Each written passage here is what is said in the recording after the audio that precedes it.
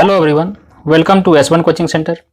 S1 coaching centre के इस video में आज हम लोग साइंस में बायोलॉजी का एक नया चैप्टर फिर से हम लोग स्टार्ट करने वाले हैं, जिसमें आज की वीडियो में हम लोग प्रजनन तंत्र रिप्रोडक्शन सिस्टम के बारे में जानेंगे।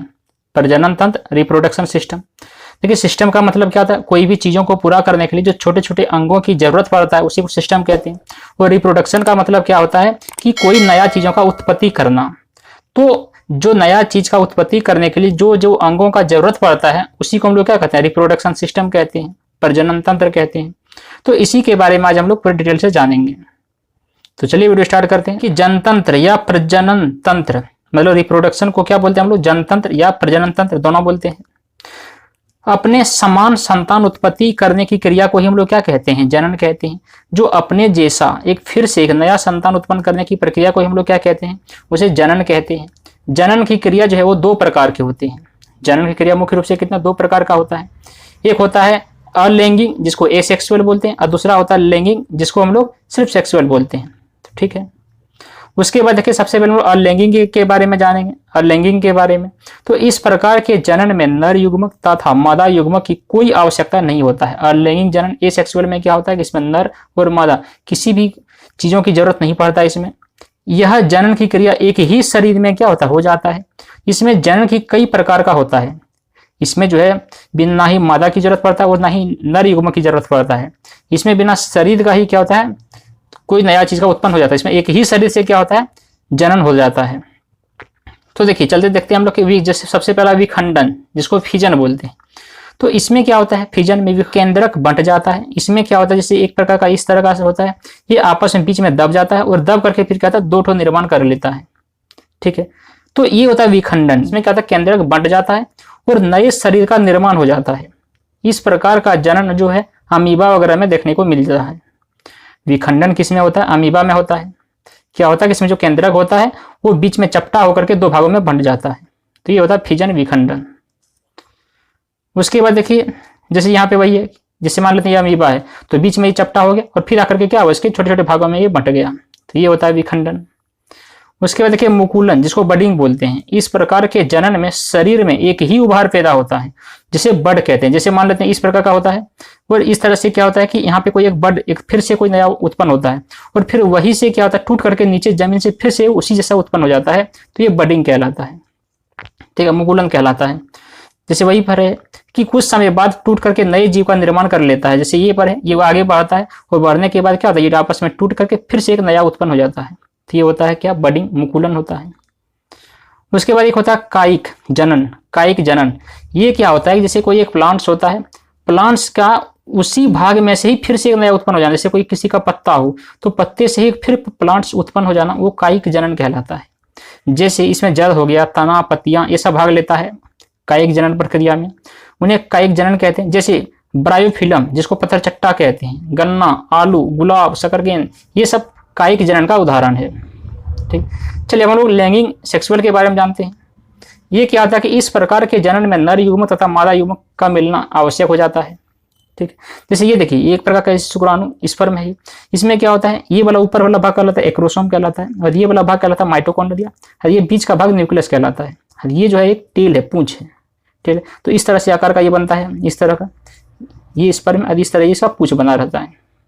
ठीक, उसके बाद देखिए कि एक होता है सीसन जिसको हम इंग्लिश में क्या पेनिस बोलते हैं। तो सीसन या पेनिस या बाह्य जननांग होता है। यह जो होता है बाहरी का जननांग होता है। इसका मुख्य काम क्या होता है कि शुक्राणुओं को मादा के जननांग तक पहुंचाना। ये होता है सीसन पेनिस का मुख्य काम।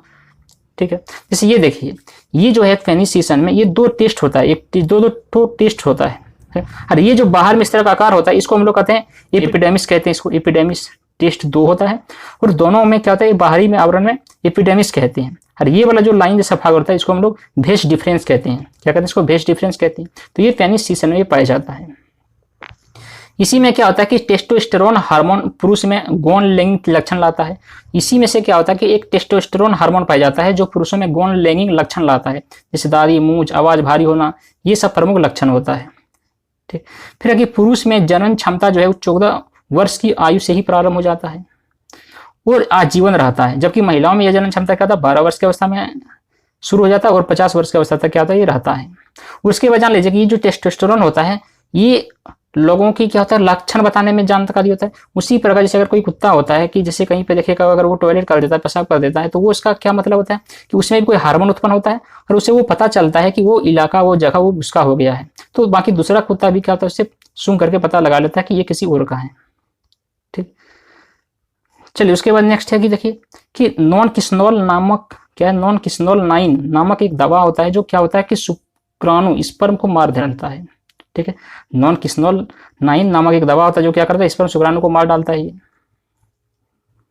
फिर देखिए एक होता है मादा जनन, यह क्या होता है, मादा में वैसे अंग जो जनन क्रिया में भाग लेते हैं उसे मादा जनन कहलाते हैं। इसमें क्या क्या होता है, इसमें अंडाशय, जैसे इसकी संख्या 2 होता है, अंडाशय की संख्या कितना 2 होता है। इसका मुख्य काम क्या होता है, अंडा का निर्माण करना। अंडाशय से 3 प्रकार के हार्मोन निकलते हैं। पहला एस्ट्रोजन, यह हार्मोन मासिक चक्र को नियंत्रित करता है। उसके बाद एक होता है प्रोजेस्टेरोन, यह क्या करता है, यह हार्मोन स्तन विकास और गर्भधारण करने में सहायता होता है। स्तन विकास और गर्भधारण करने में कौन सहायता करता है, प्रोजेस्टेरोन। और मासिक के लिए एमसी के लिए कौन होता है आवश्यक, तो एस्ट्रोजन होता है। और एक होता है रिलैक्सिन, रिलैक्सिन यह क्या करता है, यह हार्मोन जो है प्रसव डिलीवरी के समय जो होता है यूटेरस उसको फैलाता है, कौन, तो रिलैक्सिन। उसके बाद देखिए एक होता है अंडवाहिनी, इसको फेलोपियन ट्यूब बोलते हैं। इसका क्या काम है, यह नली के समान रचना होता है। यह क्या होता है, फेलोपियन ट्यूब एक नली के आकार का यह रचना होता है। ठीक है, जो ओवरी को यूटेरस से जोड़ता है, जो ओवरी को क्या करता है यूटेरस से क्या करता है इसको जोड़ने का काम करता है, इस तरह का। ठीक है, तो ये इसका काम है मुख्य फेलोपियन ट्यूब का। उसके बाद निषेचन, फर्टिलाइजेशन की क्रिया जो कहाँ होता है, वो अंडवाहिनी में ही, फेलोपियन ट्यूब में ही होता है। नर युग्मक को शुक्राणु कहते हैं, वही शुक्राणु क्या होता है जनन क्रिया में भाग लेता है। नर युग्मक को क्या कहते हैं, शुक्राणु कहते हैं, वो क्या करते हैं शुक्राणु जनन क्रिया में भाग लेता है। जिनकी क्या होता है पूंछ होता है, जैसे इस तरह का आकार होता है, और वो क्या होता है उसमें पूंछ का लगा रहता है। प्रत्येक शुक्राणु में 23 जोड़ी क्रोमोसोम पाया जाता है। फिर देखिए मादा युग्मक, देखिए जैसे नर युग्मक को शुक्राणु कहते हैं, उसी प्रकार मादा युग्मक को अंडाणु ओवम कहते हैं। अंडाणु का आकार कैसा होता है, स्पर्म से बड़ा होता है। अंडाणु गोल आकार का होता है, इसमें भी 23 जोड़ी क्रोमोसोम पाया जाता है। अंडाणु के बाहर के आवरण को कोरोना रेडियोटा कहते हैं, और कोरोना रेडियोटा के अंदर एक झिल्ली पाई जाती है जिसे हम लोग क्या जोना पेलिसोडा कहते हैं। जैसे ये देखिए ये है क्या ओवम, अंडाणु है, तो बाहर का जो भाग होता है वो कोरोना रेडियोटा कहलाता है, और अंदर का जो भाग जोना पेलिसोडा कहलाता है, और एक बीच में न्यूक्लियस होता है। तो ये ओवम का है क्या फिगर। उसके बाद देखिए कि नर जननांग, यह क्या करता है, नर के शरीर का वह भाग जो जनन की क्रिया में भाग लेता है उसे क्या नर जननांग कहते हैं। इसमें देखिए क्या क्या होता है, जैसे वृषण टेस्ट, इसकी संख्या 2 होता है, अभी जस्ट बताए कि इस तरह का होता है। इसकी संख्या कितना 2 होता है, टेस्ट 2 टेस्ट होता है। और जैसे शरीर के बाहर होता है, इसका मुख्य काम क्या था, शुक्राणु तथा टेस्टोस्टेरोन का निर्माण करना। इसी का मुख्य काम क्या है, शुक्राणु और टेस्टोस्टेरोन का निर्माण करना है। टेस्टोस्टेरोन उत्तेजना पैदा करता है, जो शुक्राणुओं के निर्माण में क्या करता है, प्रोस्टेट ग्रंथि भाग लेता है। शुक्राणुओं के निर्माण में कौन भाग लेता है, प्रोस्टेट ग्रंथि भाग लेता है। फिर देखिए एक है अधिवृष्ण, अधिवृष्ण यह क्या है, यह वृष्ण से जुड़ा हुआ रहता है। इसका मुख्य काम परिपक्व शुक्राणु को संचित रखने का होता है। ठीक, फिर एक है भेज डिफरेंस, जैसे अभी बताया कि इस तरह का आकार का होता है, ये 2 टेस्ट होता है, तो ये वाला जो होता है यही होता है भेज डिफरेंस। ठीक, यह पतला नस होता है जिसके माध्यम से क्या होता है शुक्राणु पेनिस तक पहुंचता है। ठीक, उसके बाद देखिए होता है गर्भाशय, यूटेरस जिसको बोलते हैं। यह कि इसका क्या काम है, तो भ्रूण का विकास जो होता है वो कहाँ होता है, गर्भाशय में होता है। गर्भाशय का आकार जो है वो कैसा, थैली के समान होता है। गर्भाशय में बनने वाला जो भ्रूण बच्चा होता है सबसे पहले हृदय बनता है। ठीक है, जो गर्भाशय में जो बच्चा बनता है उसका सबसे पहले क्या बनता है, हृदय बनता है। गर्भाशय के अंदर भ्रूण बच्चा इमियोटिक सेल नामक झिल्ली से ढका रहता है। गर्भाशय के अंदर जो बच्चा होता है भ्रूण होता है वो इमियोटिक सेल से क्या होता है, ढका रहता है। उसके बाद देखिए कि भ्रूण को भोजन जो कहाँ से मिलता है, गर्भनाल प्लेसेंटा के द्वारा मिलता है। गर्भावस्था के दौरान जो है वो महिलाओं में एफी, लोहा और कैल्शियम की क्या होता है, कमी हो जाता है। ठीक, फिर बोलता है कि जुड़वा बच्चे तब पैदा होते हैं जब एक शुक्राणु जो है 2 अंडाणु से निषेचन कर लेता है। एक शुक्राणु 2 अंडाणु से जब निषेचन कर लेता है तो क्या होता है, उस समय जुड़वा बच्चा पैदा होता है। जैसे यहाँ पे देखिए ये क्या है, ये आपका फेलोपियन ट्यूब है, और ये क्या है, इसका यूटेरस है, ये वाला इसका वेजिना है, ये ओवम अंडाणु है ये। उसके बाद देखिए निषेचन, फर्टिलाइजेशन, ये क्या होता है, नर युग्मक का मादा युग्मक से मिल जाना ही क्या कहलाता है, निषेचन। निषेचन की क्रिया फेलोपियन ट्यूब में होता है। निषेचन के बाद युग्मज का निर्माण हो जाता है, और युग्मज थोड़ी विकसित होने के बाद क्या होता है, भ्रूण बन जाता है, और भ्रूण का विकास जो कहाँ होता है, गर्भाशय में होता है। उसके बाद गर्भावस्था के दौरान ही क्या होता है, मासिक चक्र रुक जाता है।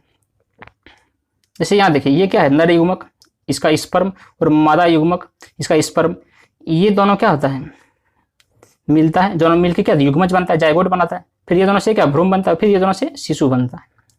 ठीक, उसके बाद देखिए कि fallopian tube, test tube baby, जब निषेचन की क्रिया जो शरीर के अंदर ना कराकर बाहर ही परखनली में करा दिया जाता है तो उसी को क्या कहते हैं, परखनली शिशु कहते हैं। विश्व में सबसे पहले परखनली शिशु 25 जुलाई 1978 को ब्रिटेन में लुई ब्राउन हुई थी और भारत में पहले परखनली शिशु 6 अप्रैल 1986 को मुंबई में इंदिरा हुई थी। ठीक है, ये देखिए एक होता है सैरोगेट मदर। सैरोगेट मदर क्या है कि जब कोई महिला किसी दूसरे के बच्चे को अपने घर में पालती है तो वह महिला क्या कहलाता है, सैरोगेट मदर कहलाता है। एक है नसबंदी, जिसको हम लोग वैसेक्टोमी कहते हैं।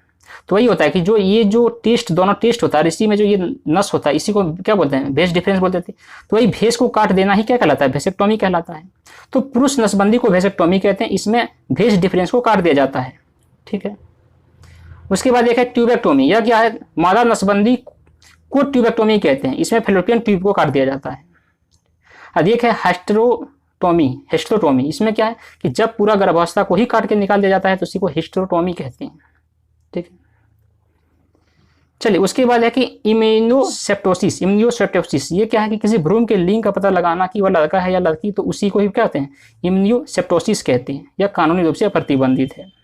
ठीक, तो बस आई होप वीडियो पसंद आया होगा। अगर पसंद आया तो उसको लाइक करें और दोस्तों के पास शेयर करें। चलिए मिलते हैं अगली वीडियो में। Thank you for watching.